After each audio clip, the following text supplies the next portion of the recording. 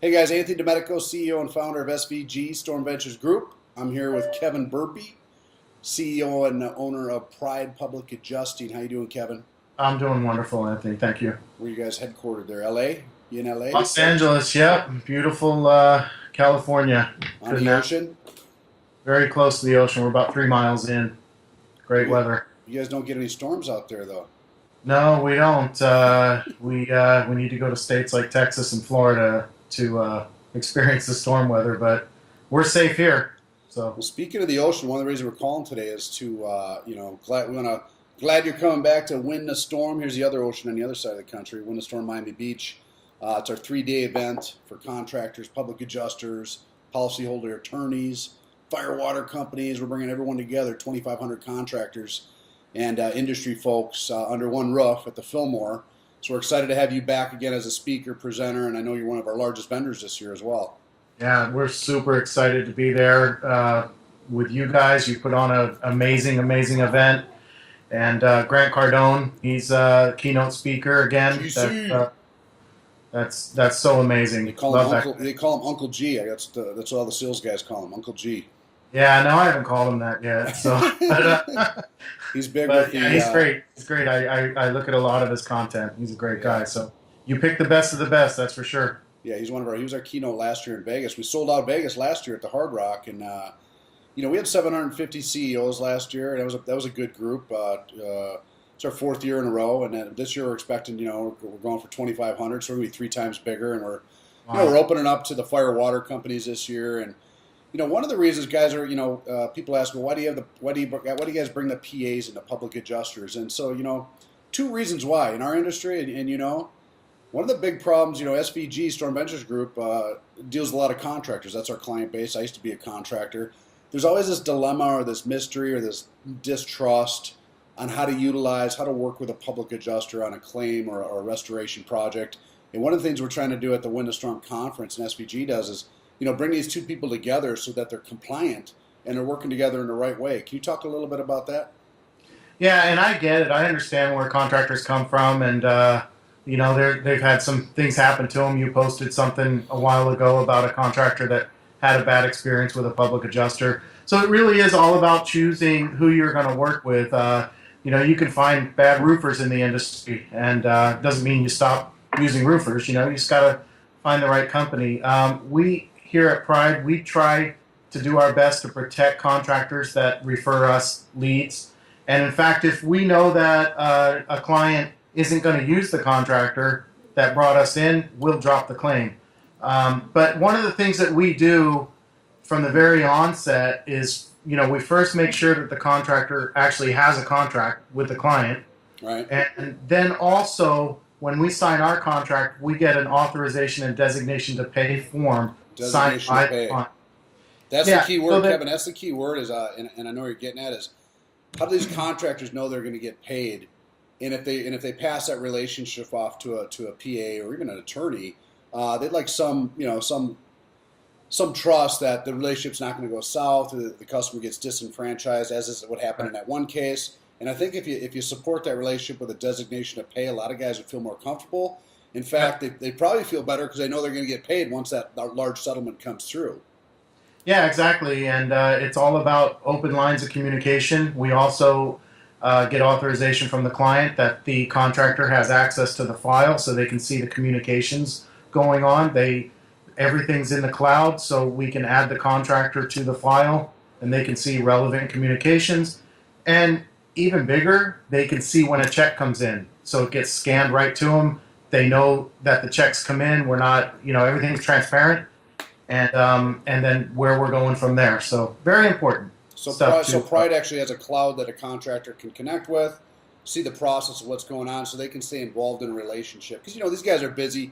Sometimes they get off, they get ADD, or they run to other projects, and they might pass that relationship off, and sometimes think it's all in your hands and not know what's going on with it. Yeah, and they'll call, and 2 months later, and hey, what's going on with this claim? And we don't want that. We want them to be involved in the process. We want to use them as the expert because they truly are, and we want to be able to, keep everything transparent, open, and so that the trust doesn't break down. Nice. So, yeah, guys, designation to pay. Remember that. That's a key part of the relationship with your public adjuster. Kevin, the other issue going on in the industry, it's been going on for a while. I've been in the industry 15 years. You hear about it. It's going on. I know I've heard a couple cases in Texas right now. Is the PA accusation. Contractors are getting hit up or fined or targeted because they're acting as a public adjuster. And one of the things that Storm Ventures Group SVG does is we try to help guys out with the right contracts, the right language, so that they're talking the right way and they're not compliant, so they're not getting fines. And we want to teach guys how to make money, but we want to teach them how to do it the right way. That's one of the reasons we bring public adjusting companies like yourself into Wind to Storm to make sure guys are doing it the right way. Not only how to work with the PA, but not how to not cross that gray area line that's in some states, and in some other states it's not so fine, and do things the right way. Can you talk a little bit about that? Sure. I used to work for insurance carriers, and I was on complex teams that the Department of Insurance in various states would investigate contractors.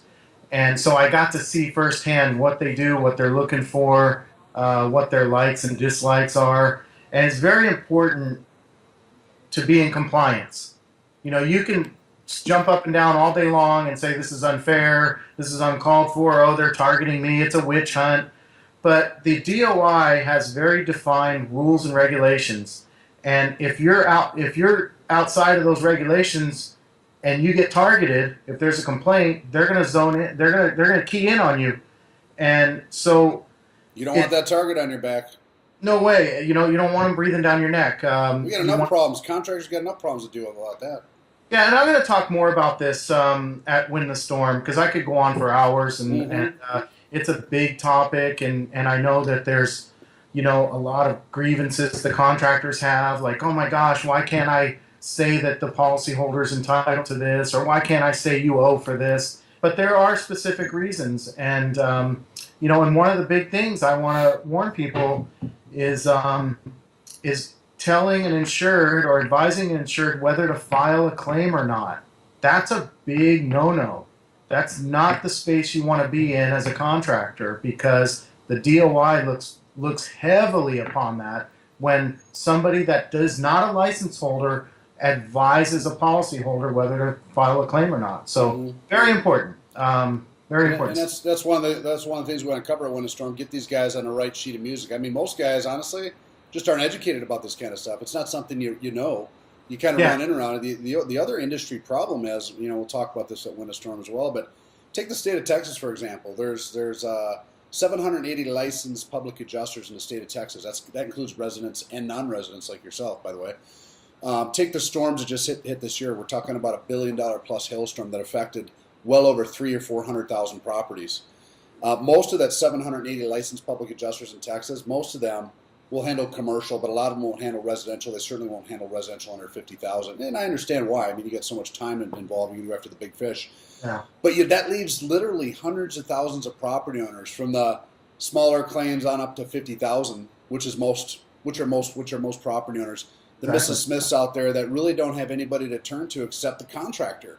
And so it's almost like a catch-22. Like, the industry has created this vacuum of opportunity where, I'm not saying it's the right thing for a contractor to do, but they're really almost compelled to move into that segment because there's nobody there.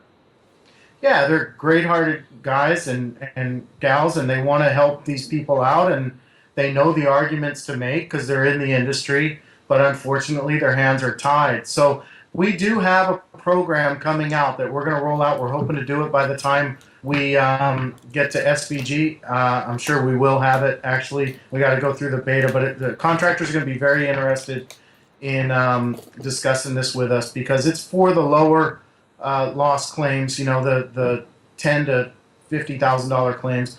The average claim in the United States is $8,800. That's all it is. So there's nobody's going to help those people, because business-wise it doesn't make sense. But our new program will make sense, and it's not going to gouge into the contractor's price and or their costs, and so it's a great program. We're looking to it. Yeah, so I mean, it's an industry-wide issue. I mean, you got literally hundreds of thousands of property owners, like you said, $10,000 to $15,000 claims, and there's really not a lot of public adjusters, let's be honest, that are going to operate in that segment. So we gotta talk about the real issue. Yeah. You know, that there's this opportunity in vacuum in the industry where that segment's not being filled.